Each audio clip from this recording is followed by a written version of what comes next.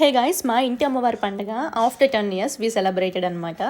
So మేమైతే చాలా ఎక్సైటెడ్గా ఉన్నాము.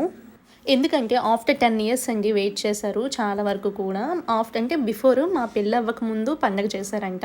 ఇప్పుడు మా మ్యారేజ్ అయిపోయి ఆల్మోస్ట్ 4.5 years అయిపోతుంది. ఇప్పుడైతే మేము మా ఇంటి అమ్మవారి పండుగ ఫస్ట్ టైం చూస్తున్నాను ఆఫ్టర్ మై మ్యారేజ్. చాలా మంచిగా చేశారు. ఈ పండగ మొత్తం 4 weeks ఉంటుంది. అంటే వీక్ ఒక పండగ అనమాట. ఇది ఫస్ట్ పండగ. ఈ పండగ పేరు వచ్చేసరికి పార్పిల్లమ్మ తల్లి పండగ అనమాట.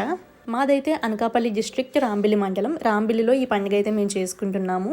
రాంబిల్లిలో ఉన్న వాళ్ళు ఎవరైనా సరే ఈ వీడియో చూసినట్లయితే ప్లీజ్ కమెంట్ డౌన్.